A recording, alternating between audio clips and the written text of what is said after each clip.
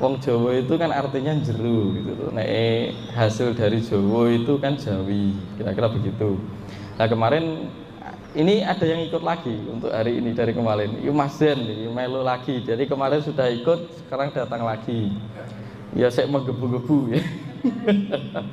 Ya matur suwun dan salam kenal, nama saya Tunjung Dimas Bintoro. Saya asli Magetan, Jawa Timur, di lerengnya Gunung Lawu. Dan kadang tinggalnya di Ngawi. Kalau Ngawi itu tempatnya garwa saya. Kalau sewaktu-waktu jenengan ada di Madiun ya, atau di Sekariden Madiun dekat, mampir mawon ya. Di gubuk saya boleh, mampir juga boleh.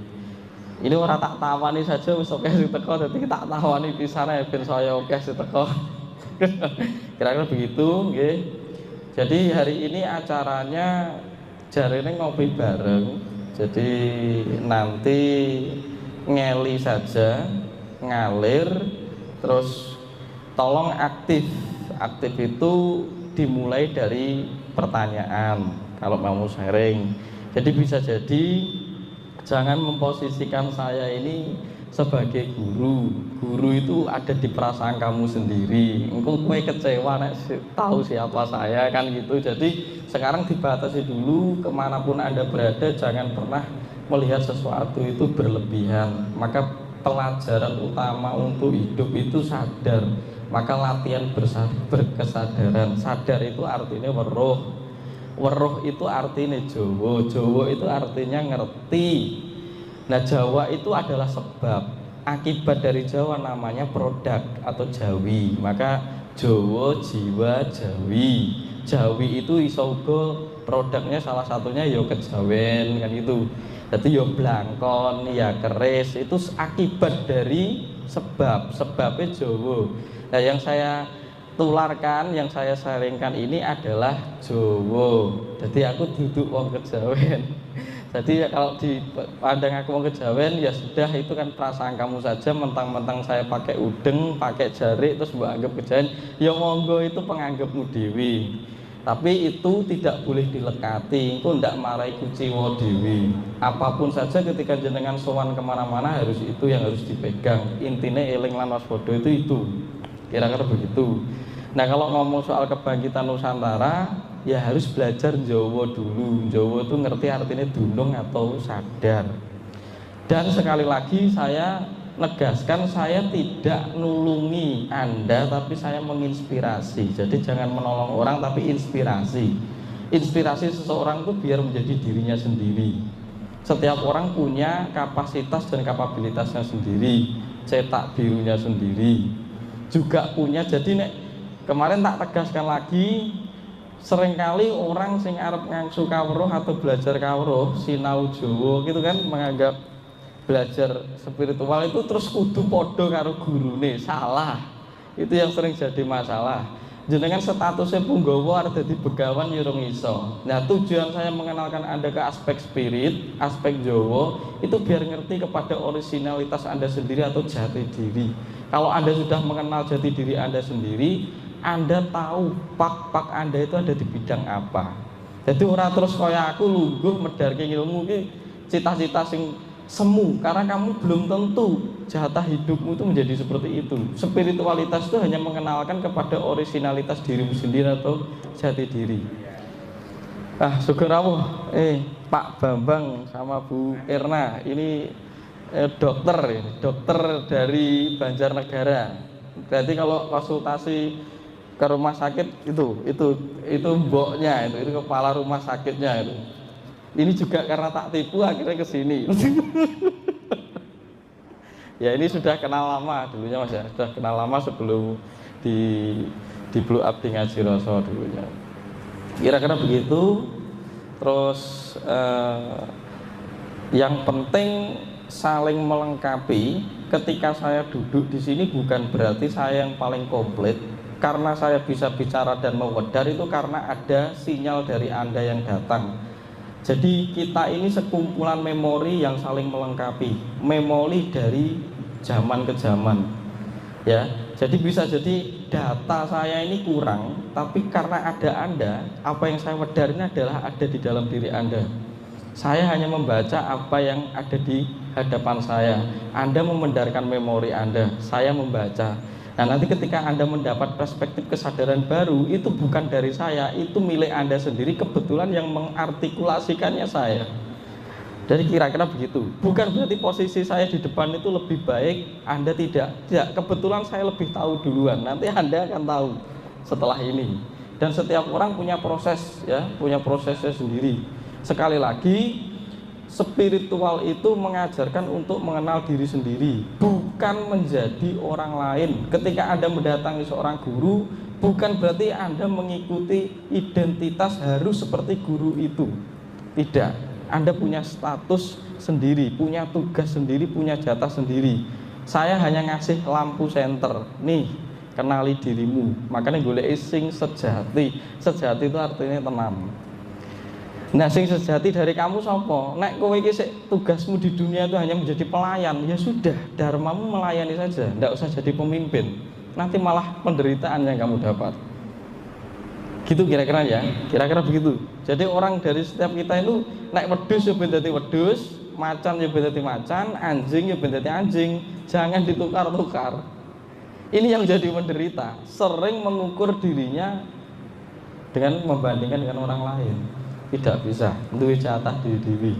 Makanya darane nrimo ing pandum, nek wis ngerti apa yang sudah diperangkatkan, diterakan, hasil capaianmu di saat ini itu adalah unduh wahai pakartimu dewe, nanti digunakan untuk laku urip sak dermo nglakoni.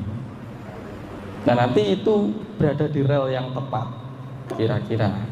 Lah wong sing mari gak berbahagia itu terkena ilusi dualitas atau disebut ruwa bineda. Nah, ruwa bineda itu perangkat yang sangat berpengaruh dan bekerja kuat itu dinamakan manah dan ahangkara. Manah itu pikiran, ahangkara itu perasaan. Ketika Anda mengikuti pikiran dan perasaan berlebihan, Anda akan hanyut di dalam ilusi ruwa bineda atau disebut sang yang kala tatwa. Ini ilmu Jawa gitu. Ini bukan Hindu ya. Jadi Hindu itu dan Buddha itu memang lebih dulu meminjam artikulasi bahasa Jawa kuno. Jadi nek menyebabkan ini mungkin Sanskerta mungkin Hindu itu bukan. Memang Hindu dan Buddha kebetulan lebih dulu.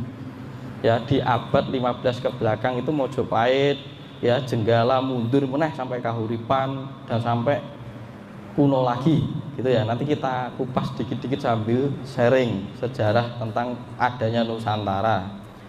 Nah, ini Bali sendiri, ini tak cocok nih dengan beliau yang dari Bali. Itu tidak Hindu. Hindu Bali itu karena dihindukan oleh tanah namanya dari Bratawarsa. Orang Bali itu agamanya namanya agama Tirta. Jadi agama banyu, kitab teles. Nah, memang pada pasca lengsernya Majapahit, banyak kitab-kitab dari Jawa itu yang disimpan dan dititipkan di Bali. Dari Bali itu perpustakaannya Jawa sebenarnya. Dan bukti bahwa kita itu peradaban yang sangat maju, itu tandanya adalah bangsa yang memiliki aksaranya sendiri. Nah, aksara itu dikodifikasikan sebagai spot energi oleh leluhur Nusantara itu menjadi 20 simbol Ana Caraka Data Sawala sampai akhir, dan dipadatkan karena itu ditangkap dari kita menjadi 10 aksara yang memberadakan jagat raya. Sang Bang Tang Ing Nang Mang Sing Wang Yang, itu 10 aksara Jawa kuno. Bangsa yang memiliki aksara berarti bangsa yang memiliki peradaban. Hasil pengelolaan aksara ini diringkas menjadi Jawa, Jiwa, Jawi. Jawa itu olah batin, olah rasa, olah dalam perangkatnya. Jiwa itu olah mindset. Jawi itu hasil dari olah rasa dan olah pikir. Pikir atau mindset itu disebut jiwa, rasa itu disebut Jawa. Jawa itu artinya jero. Nah, kita sudah salah kaprah. Terus ketemu orang kita bilang kula tiang Jawi, berarti ke wong Jowo. Jadi kamu itu orang yang badanmu itu Jawa tapi kowe menggunakan paham-paham yang bukan Jawa, Jowo. Itu kira-kira begitu ya. Kira-kira begitu. Dan nanti kita ulas sejarahnya pelan-pelan. Karena peradaban Nusantara itu sudah sangat terpuruk dan terdistorsi oleh satu, memang masalahnya adalah dinamika dari perjalanan alam itu sendiri. Dan nanti di dalamnya ada konstelasi politik, di dalamnya lagi juga ada hasrat-hasrat yang menyaru tentang ego, kepentingan dan kekuasaan, kira-kira begitu.